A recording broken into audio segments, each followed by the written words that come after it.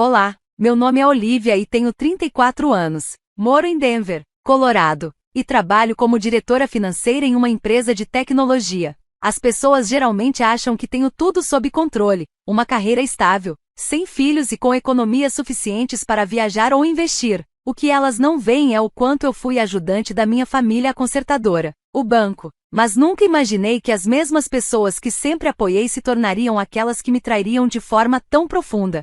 Tudo começou em um fim de semana quente no final da primavera. Meu irmão mais novo, Liam, ia se casar em San Diego. A cerimônia foi um evento lindo à beira-mar. Ondas suaves, céu azul claro, cadeiras de linho branco e luzes cintilantes penduradas nas palmeiras. Os convidados riram, posaram para fotos e dançaram descalços na areia. Ninguém imaginaria que quase tudo foi financiado por mim.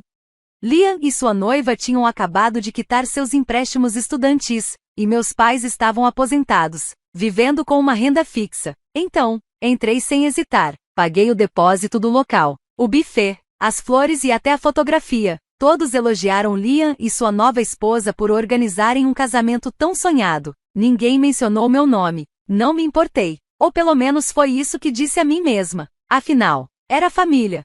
Meu namorado, Ryan, veio comigo de Denver. Estávamos juntos havia 2 anos e, embora ainda não tivéssemos feito planos formais de casamento, os dois sabíamos aonde o relacionamento estava indo. Ele via o quanto eu me dedicava à minha família e, mais importante, via o quão pouco eu recebia em troca, mas nunca me pressionou. Ele me deixava chegar às minhas próprias conclusões no meu tempo.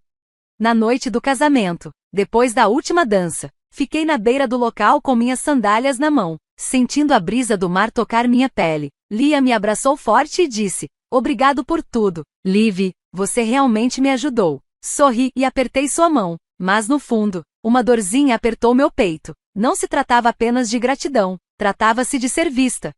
Naquela noite, Ryan e eu voltamos para o hotel, exaustos, mas felizes. Conversamos sobre o casamento. Rimos da tia que chorou demais durante os votos e acabamos dormindo abraçados. Eu não sabia que, enquanto dormia, algo já estava terrivelmente errado, algo que mudaria tudo.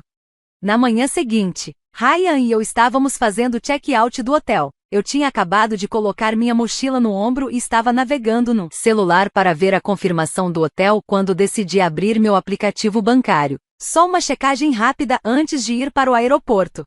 O que vi fez meus dedos enrijecerem e minha garganta apertar. O saldo da minha conta havia despencado e não foi pouco. Houve uma queda de $19 mil.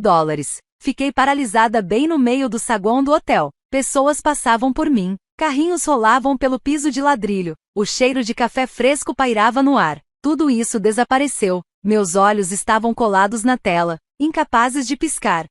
"O que foi?" Ryan perguntou, empurrando nossa bagagem atrás de mim.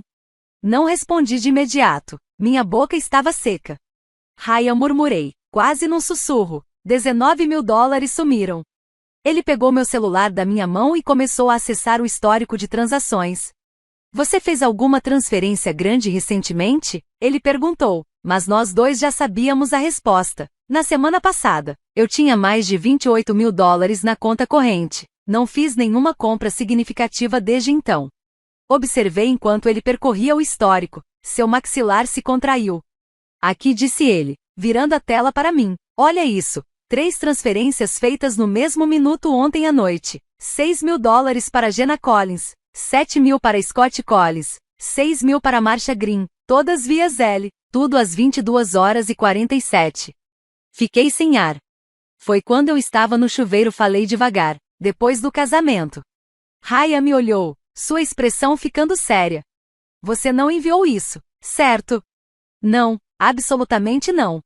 "Então alguém usou seu celular", afirmou com firmeza. "Alguém teve acesso ao seu aplicativo e à sua senha." Minhas pernas estavam bambas quando entramos no elevador. Apoiei-me na parede espelhada, tentando acalmar o zumbido nos meus ouvidos. Eu sempre fui a prestativa, a que pagava as contas, comprava passagens de emergência, mandava dinheiro sem fazer perguntas. Mas isso não foi ajuda. Isso foi roubo. E o pior é que, no fundo, eu já sabia quem tinha feito aquilo. Assim que entramos novamente no saguão do hotel, meu celular tocou. Era ela, minha mãe. Respirei fundo e atendi. "Mãe", disse, tentando controlar o tremor na voz. preciso te perguntar uma coisa. Houve uma pausa do outro lado da linha, seguida pelo som de pratos tilintando e vozes ao fundo, como se ela estivesse na cozinha com outras pessoas. Seu tom era casual, quase alegre. Bom dia, querida. Está tudo bem? Engoli em seco. 3 transferências grandes foram feitas da minha conta ontem à noite, para você, Jenna e Scott. Você sabe de alguma coisa? Mais uma pausa. Então ela riu, como se eu tivesse lembrado algo engraçado. Ah, isso, eu estava me perguntando quando você ia notar. Honestamente, foi até menos do que eu esperava. Meu coração parou. O que você quer dizer? A Jenna disse que era um desperdício deixar tanto dinheiro parado na conta, respondeu com naturalidade. Então a gente dividiu, pense como um presente de casamento para o Liam. Fiquei paralisada ali mesmo, no meio do saguão, sem conseguir me mover, os olhos fixos no vazio, meus ouvidos zuniam. Você pegou meu celular enquanto eu estava no chuveiro? Perguntei, com a voz embargada. Ah, não seja dramática. Olivia, você é solteira, está bem, não tem filhos, você devia ajudar, é isso que a família faz.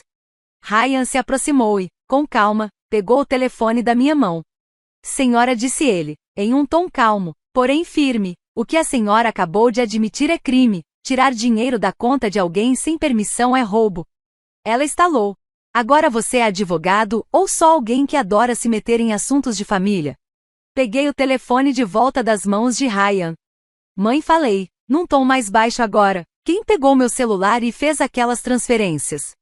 A Jenna respondeu sem o menor constrangimento. Ela adivinhou sua senha. Não foi difícil. Algo sobre aquele seu gato velho, né?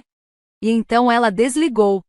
Fiquei encarando a tela em branco. Incrédula, a mulher que me criou tinha acabado de rir na minha cara depois de tirar meu dinheiro. Não foi só uma traição. Foi um roubo descarado, cometido pelas pessoas em quem eu mais confiava.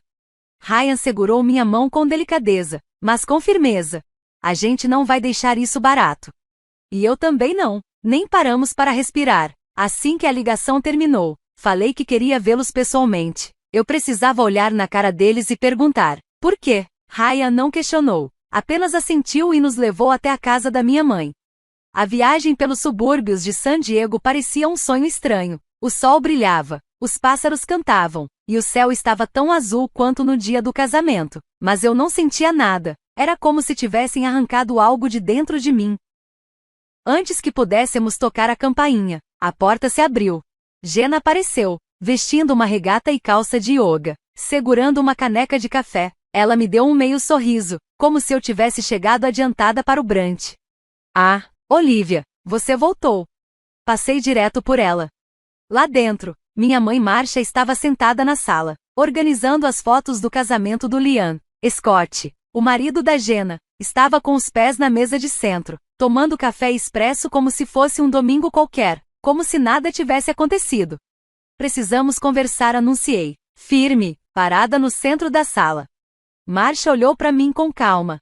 Sobre o dinheiro. Sim, respondi, minha voz jamais cortante. Quero saber quem achou que tinha o direito de entrar na minha conta e tirar $19.000. Jenna deu de ombros e se jogou no sofá. Você devia ter escolhido uma senha melhor, senhor. Viskers, era muito óbvio. Ela riu como se fosse engraçado. Scott deu uma risada abafada. Eu falei para ela não fazer isso, mas ela disse que você não se importaria. Você acha que eu não me importaria? Minha voz começou a subir. Meus punhos se fecharam. Vocês tiraram $19.000 de mim enquanto eu tomava banho. Vocês não perguntaram. Não deram nenhum aviso. Vocês simplesmente pegaram. Marcia se levantou devagar e fechou o álbum de fotos. Olivia, não dramatize. Foi pelo casamento do Liam. Você é solteira. Ganha bem. Liam está começando a vida. As famílias se ajudam. Ajudar significa que eu concordei com isso. Explode. O que vocês fizeram foi roubo. Jenna revirou os olhos. A gente não pediu porque você sempre parece generosa, mas nunca realmente entrega. Estamos cansados de implorar. Scott completou com um sorriso sarcástico. Você ainda tem 9.000 sobrando. A gente nem limpou sua conta. Foi a gota d'água. Minha voz caiu num sussurro gelado. Vocês não roubaram só meu dinheiro, roubaram minha confiança. O silêncio tomou conta da sala. Então o rosto de Marcia se contorceu. Como você ousa falar comigo desse jeito? Ela gritou. E antes que eu pudesse reagir, ela levantou a mão e me deu um tapa no rosto. O som ecoou pela sala como um trovão. Ryan se levantou num pulo, segurou meu braço e se colocou na minha frente. Chega! Ele rosnou, encarando Marcia. Se tocar nela de novo, vai ter que lidar com a polícia. Fiquei ali, com a bochecha em chamas, o coração disparado e a mente completamente vazia. Aquele tapa não machucou só a pele, ele desfez qualquer ilusão que eu ainda pudesse ter de que tudo aquilo era apenas um mal-entendido. Não era. Eles sabiam exatamente o que estavam fazendo. Olhei para os três. Agora não é só roubo, falei, é agressão. E me virei, saindo pela porta sem olhar para trás. Voltamos para o hotel em silêncio. Segurei a mão de Ryan o caminho todo, mas não consegui dizer uma palavra. Minha bochecha ainda ardia, mas a dor mais forte era outra, a certeza fria que se instalava dentro de mim. Aquilo não tinha sido um momento de loucura. Era um padrão que eu me recusava a enxergar. Quando chegamos a Denver naquela noite, eu estava exausta de um jeito que nem o sono podia curar. Não desfiz a mala, não chequei e-mails, fiquei sentada no sofá, encarando o chão, com a mente girando sem parar. Na tarde seguinte, abri o laptop e comecei a puxar os extratos bancários. Disse a mim mesma que era só curiosidade, mas, na verdade, eu precisava de provas. Provas de que não era tudo coisa da minha cabeça, que não foi só uma noite ruim ou uma escolha errada da Jenna ou da Marcia. Eu precisava encarar a verdade que evitava há anos. Imprimi os extratos e comecei a marcar todas as transações financeiras ligadas à minha família. Vermelho para Jenna e Scott, azul para Marcia, amarelo para Liam, linha por linha, mês por mês. Logo, a pilha de papéis na mesa de jantar ficou espessa. Nos últimos 3 anos, eu havia transferido pouco mais de $42,000.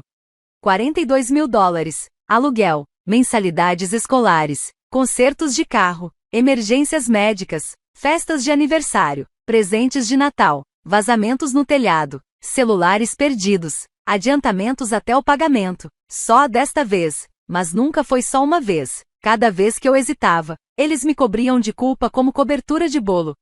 Somos uma família. Olivia, você tem um bom emprego, você não tá passando aperto, nem filhos você tem, não é como se precisasse do dinheiro. E eu acreditei, achei que estava sendo amorosa, solidária, responsável. Mas eu não estava ajudando, eu estava permitindo. Lembro da vez que Jenna me ligou chorando, dizendo que a filha dela, Madison, tinha quebrado o braço e eles não tinham como pagar a conta. Transferi $1, 500 no meio do meu expediente. Depois descobri que o seguro cobria tudo. Jenna usou o dinheiro para dar entrada num iPhone novo pro Scott. Ryan sentou ao meu lado enquanto eu destacava mais uma transação. Você comeu alguma coisa hoje? Ele perguntou. Balancei a cabeça. Não tô com fome. Olha isso, eles estão me usando como um caixa eletrônico, e eu estava cega demais para perceber. Ele pegou uma das páginas da minha mão com cuidado. Você não estava cega, disse, com suavidade, você só estava tentando amar eles. Eu não respondi, nem consegui.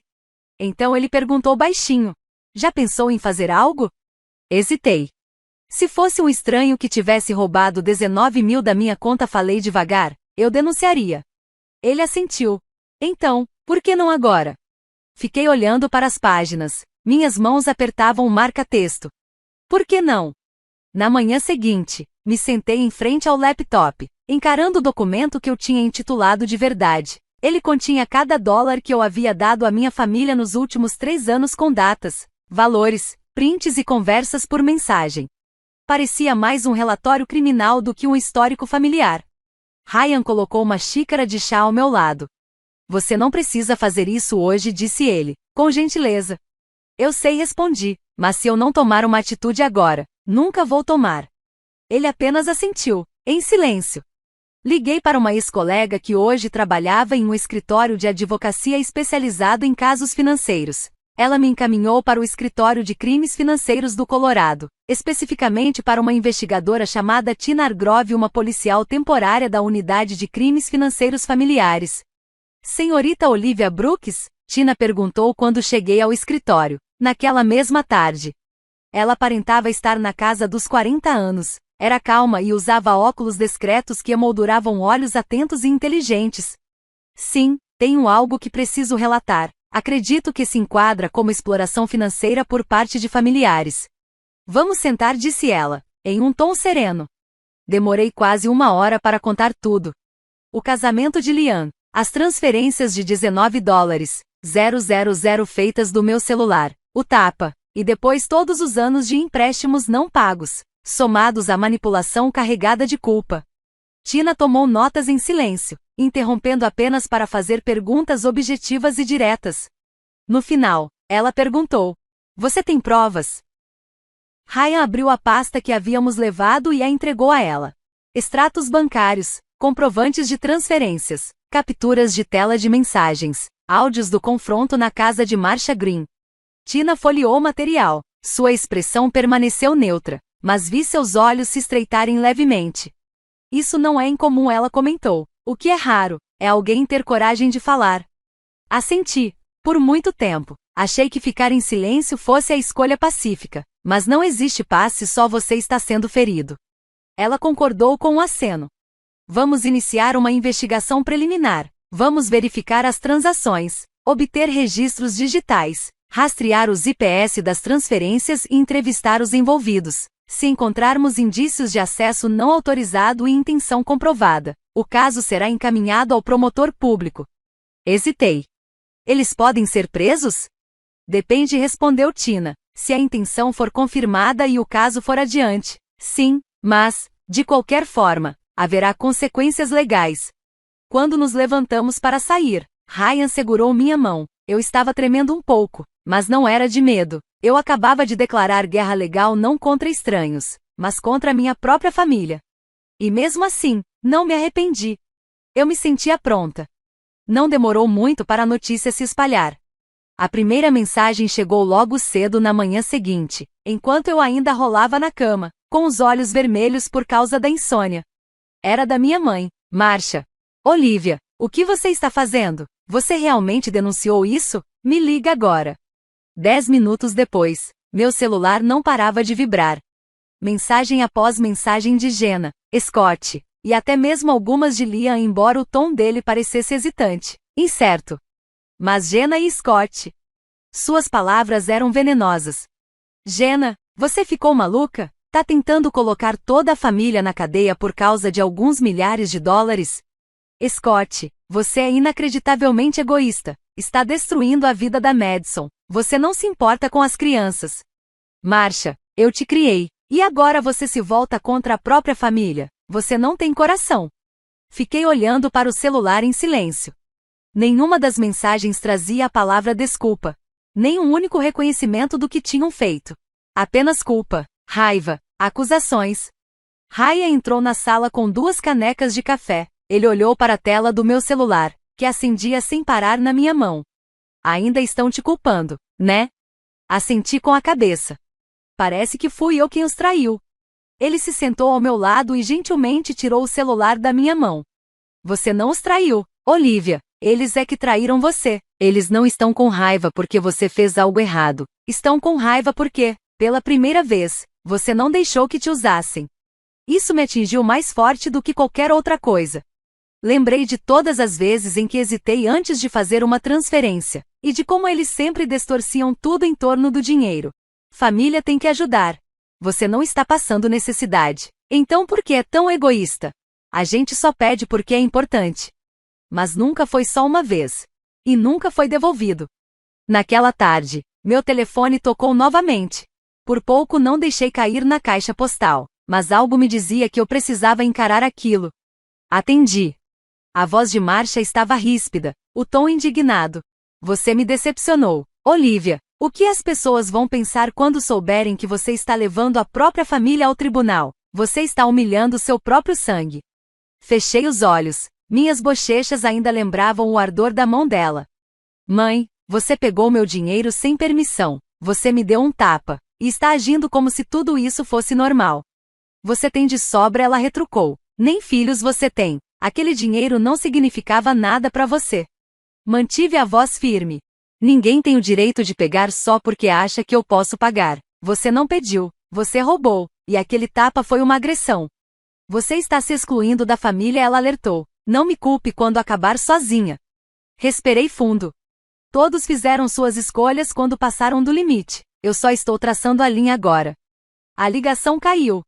3 dias se passaram num silêncio tenso. Então, numa tarde nublada, com uma chuva leve batendo nas janelas do meu apartamento em Denver, a campainha tocou. Ryan levantou os olhos do laptop. Você está esperando alguém? Balancei a cabeça e fui até a porta.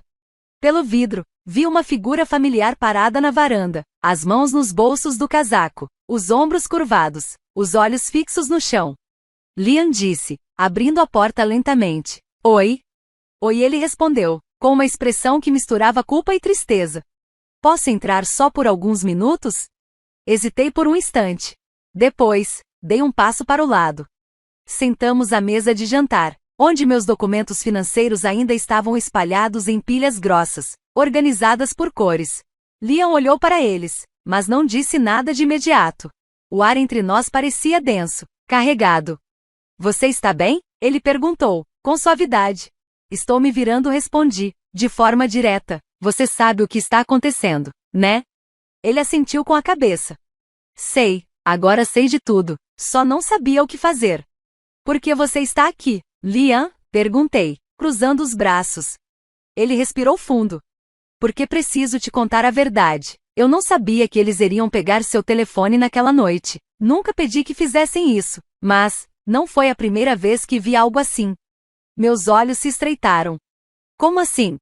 Ouvi Jenna e Scott conversando no ano passado sobre como pegar emprestado de você sem te deixar brava. Vi minha mãe fazendo uma lista. Aniversários, feriados, volta às aulas, planejando o que pedir e quando.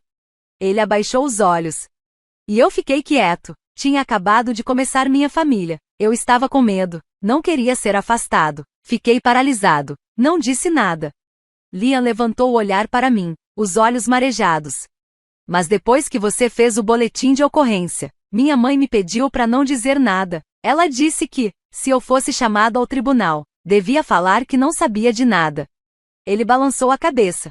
Eu não posso fazer isso, Olivia. Não com você, não mais.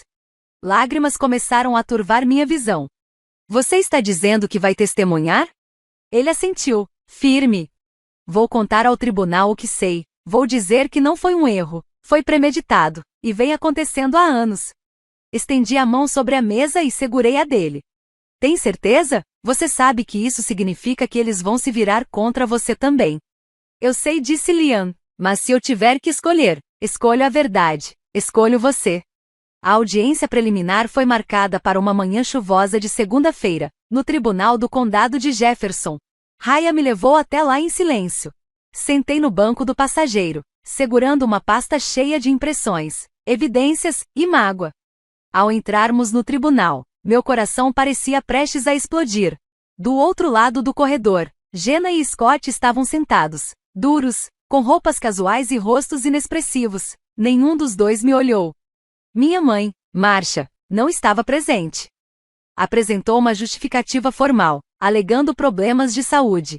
Uma saída conveniente para evitar encarar o que havia feito. Mas Liam estava lá. Sentou-se ao meu lado, os ombros tensos, mas firmes. Coloquei brevemente a mão em seu joelho. Ele assentiu, respirando fundo e devagar.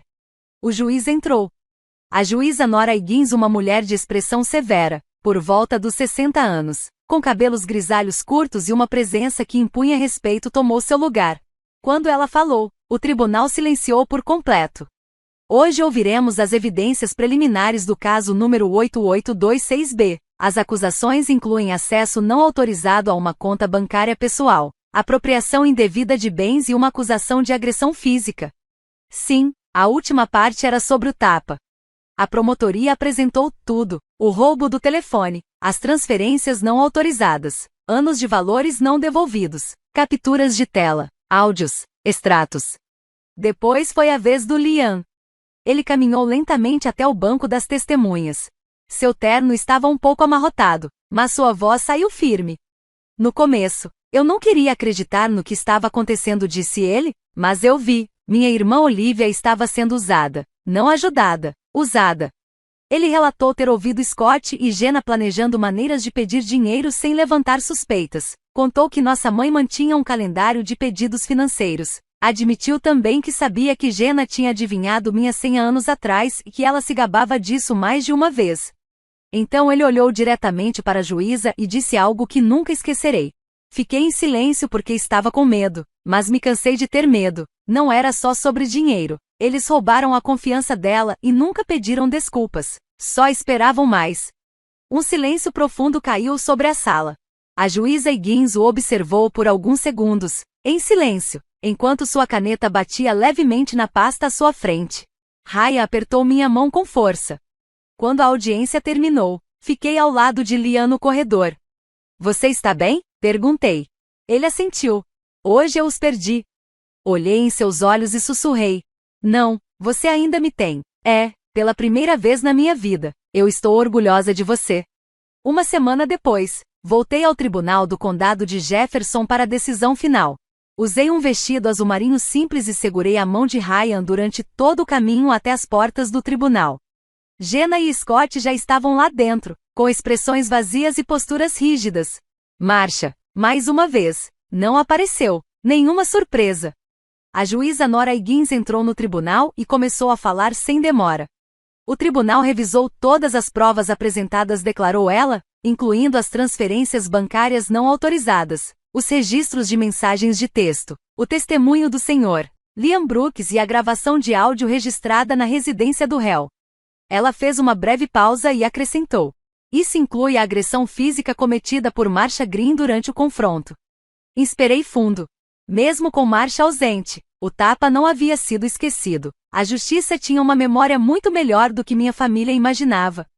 O tribunal considera os réus Jenna Collins e Scott Collins culpados de acesso não autorizado e apropriação indébita de bens pessoais, no total de $19,000. Além disso, reconhecesse o sofrimento emocional e os danos físicos sofridos pela autora. A juíza Higgins ajustou os óculos e continuou. Primeiro, Jenna e Scott Collins são condenados a 3 anos de liberdade condicional supervisionada. Segundo, estão obrigados a reembolsar a totalidade dos $19,000 à senhorita Olivia Brooks no prazo de 90 dias. Terceiro, concedem-se mais $6,000 por danos morais. Quarto, a senhorita Marcia Green, embora ausente, é considerada responsável pela agressão física e multada em $2,000. Ela também é condenada à realização obrigatória de terapia para controle da raiva e a uma pena de 6 meses de prisão, com suspensão condicional da pena. Ela então fechou o documento à sua frente e concluiu. Quinto, uma ordem de restrição válida por 5 anos é emitida contra os 3 réus. Jenna, Scott e Marcia estavam agora legalmente proibidos de qualquer contato com Olivia Brooks, por qualquer meio. Sexto, todas as custas judiciais deveriam ser integralmente pagas pelos réus. A sala permaneceu em silêncio. O rosto de Jenna ficou pálido como um fantasma. Scott sussurrou algo para o advogado deles, que evitou seu olhar. Fiquei paralisada não de medo, mas pelo peso estranho e silencioso da justiça finalmente sendo feita. Liam tocou meu ombro. Você conseguiu. Ryan se inclinou para mim. Você não protegeu só seu dinheiro, protegeu sua paz. Levantei-me lentamente, com os olhos percorrendo o tribunal uma última vez. Entrei ali me sentindo como a acusada insegura, emocionalmente abalada, dividida. Mas agora, saía de cabeça erguida. Eu havia destruído minha família? Não, eles se destruíram. Eu apenas escolhi não ser mais uma vítima silenciosa. Os degraus do tribunal estavam escorregadios com a chuva quando saímos, mas mal notei. O mundo parecia diferente agora. Não mais suave, não mais fácil, apenas mais claro. Naquela mesma noite, encolhi-me no sofá com um cobertor e uma xícara de chá quente, olhando para meu telefone ainda no silencioso. Não o havia ligado desde o veredito. Mas eventualmente, a curiosidade falou mais alto. Liguei. Dezenas de chamadas perdidas, algumas mensagens de voz. Uma nova mensagem de texto de um número desconhecido. Você acha que venceu? Nós não vamos nos ajoelhar. Não precisei conferir quem era. Apaguei sem pensar 2 vezes. 3 semanas se passaram em silêncio. Scott perdeu o emprego depois que os registros do tribunal foram sinalizados no sistema de verificação da empresa. As contas conjuntas de Jenna e Scott foram congeladas por ordem judicial. Logo depois, começou o processo de execução hipotecária da casa deles. Recebi uma mensagem do Liam. Só queria que você soubesse. Eles atrasaram 2 parcelas da hipoteca. Pouco depois, a escola de Madison teve que cancelar a matrícula dela por falta de pagamento. Eles estavam desmoronando. Li tudo com calma. Sem satisfação, sem vingança. Apenas a verdade vindo à tona. Alguns dias depois, recebi uma mensagem de voz de uma mulher que eu não conhecia. Olá, meu nome é Teresa. Li seu relato no fórum. Sustento financeiramente minha filha há 30 anos. Sempre achei que estava sendo uma boa mãe. Mas sua história me ajudou a perceber que eu não estava sendo gentil. Estava sendo controlada. Obrigada. Apertei reproduzir de novo, com lágrimas nos olhos. Pela primeira vez em anos, não me senti sozinha. Outras mensagens vieram em seguida. E-mails de desconhecidos mulheres, homens até de um homem que escreveu. Obrigado, Olivia, graças a você. Finalmente parei de mandar $500 por mês para meu irmão desempregado. Ele me chamou de sem coração, mas, pela primeira vez, me sinto livre. Cada mensagem que chegava aliviava um pouco mais o peso que eu havia carregado por tanto tempo. Enquanto isso, Ryan se tornou minha âncora silenciosa. Ele nunca me pressionou a perdoar. Ele nunca tentou curar minha dor. Ele simplesmente ficou. Uma noite, enquanto eu regava o pequeno jardim de ervas na nossa varanda, ele apareceu com 2 taças de vinho tinto e uma caixinha de veludo azul marinho. Ele não disse muita coisa. Pensei em esperar, disse ele, mas então percebi que, se tem uma pessoa ao lado da qual eu quero acordar pelo resto da minha vida, é você. Dentro da caixinha havia um anel simples de platina com um único diamante. Não era chamativo, não era extravagante, era perfeito. Sussurrei, sim. A primavera chegou devagar naquele ano. A neve derreteu e transformou-se em manhãs suaves e floridas. E em um dia assim, sob um dossel de flores de cerejeira no Lago Sevard, caminhei por um caminho branco e simples, ladeado de pétalas, em direção ao homem que nunca saiu do meu lado. Ryan e eu nos casamos em uma cerimônia íntima, sem luzes piscantes, sem uma grande lista de convidados, apenas as pessoas que importavam. Liam, a mãe de Ryan, Ellen, sua irmã Maya e alguns amigos próximos que ficaram ao meu lado quando minha própria família não fez. O sol filtrava-se através das árvores, como se estivesse nos abençoando. Quando Liam se levantou para fazer seu discurso, sua voz tremeu. Certa vez fiquei em silêncio porque tinha medo de perder minha família, mas minha irmã Olivia me ensinou que uma família de verdade não causa medo. Eles não se aproveitam da sua gentileza, eles protegem isso. Ele levantou o copo em minha direção. Tenho orgulho de você e sou honrado em ser seu irmão. Lágrimas escorriam pelo meu rosto, mas não de dor, e sim de cura. Olhei ao redor e percebi algo importante. Eu não tinha perdido uma família. Eu simplesmente deixei de lado aqueles que nunca me amaram de verdade e abri espaço para aqueles que me amaram. Quando voltamos para casa naquela noite, fiquei perto da janela, tomando chá e olhando para nossa foto de casamento. O sorriso de Ryan no quadro parecia a mais suave promessa, e em meus próprios olhos, vi algo que não reconhecia há muito tempo: paz. Mais tarde, naquele mês, publiquei meu primeiro artigo para uma revista de psicologia comunitária. O título era Eu estabeleci limites e não me arrependo disso. Em poucos dias, milhares de pessoas leram, alguns comentaram, outros enviaram e-mails, muitos choraram, e uma mesma linha foi repetida várias vezes. Obrigada, graças a você, eu finalmente disse não. Eu não estava escrevendo para envergonhar ninguém, eu estava escrevendo para pessoas como eu, pessoas que confundiam amor com sacrifício, que foram criadas para acreditar que lealdade significava ficar em silêncio enquanto estavam quebradas. Eu era chamada de fria, egoísta e até mesmo insensível, não por estranhos, mas pelas pessoas a quem eu um dia daria meu último dólar. E agora, finalmente, eu entendi. Gentileza é não deixar que as pessoas te machuquem. Amor não é servidão financeira, e família não é desculpa para abuso. Eu não destruí nada, eu simplesmente tracei o limite. E quando finalmente deixei de lado aqueles que só valorizavam o que eu dava, a vida me levou a pessoas que valorizavam quem eu era.